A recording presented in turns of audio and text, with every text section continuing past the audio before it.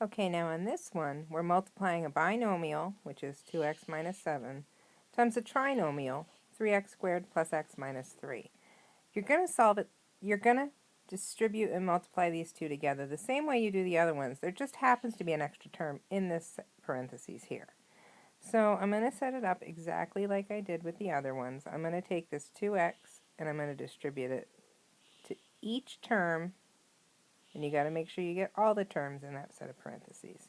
So this is going to be rewritten as 2x times 3x squared plus x minus 3.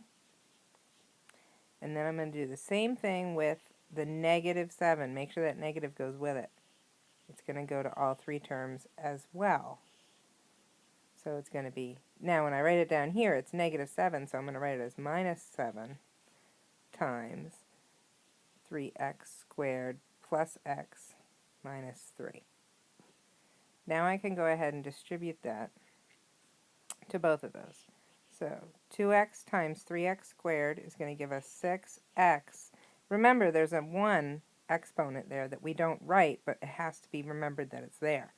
So this is going to become 6x to the third. Then 2x times x is going to be plus 2x squared.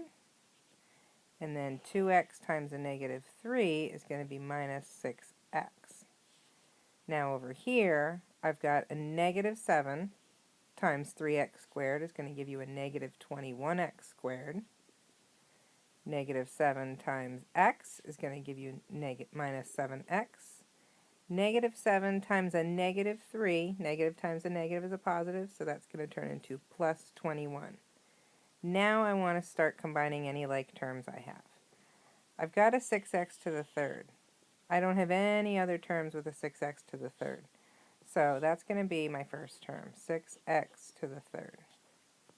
Now I've got 2x squared, and I've got negative 21x squared, and that's it for my x squared terms. 2 minus 21 is going to give you a negative 19x squared. Then I've got my negative 6x and a negative 7x. When I add those together, I'm going to get negative 13x. And then my last term that's left is a constant, plus 21. I have no other terms that can be combined. My exponents go in decreasing order, so it goes x to the third, x to the second, x to the first, and then x to the 0. So this is going to be my final answer in standard form. Alright, now this one we can go about solving with a box in the same way. The only difference is we're going to have 3 terms going across the top. So going down the side, I'm going to have 2x minus 7. Alright.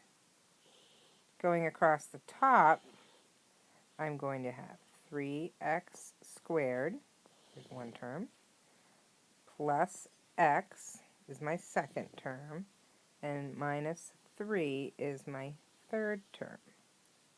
Now I'm just going to box this off. Let me get rid of all this excess that I don't need right here. Now, I'm going to multiply these. 2x times 3x squared is going to give you 6x to the third. 2x times a positive x is going to give us 2x squared. 2x times a negative 3 is going to give you negative 6x. Now I'm going to do the negative 7 times each of those terms. Negative 7 times 3x squared is going to give you negative 21x squared.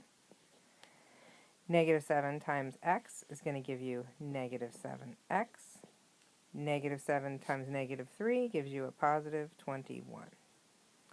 Now I can put them in order and write it in standard form. I only have one term that has an x to the third.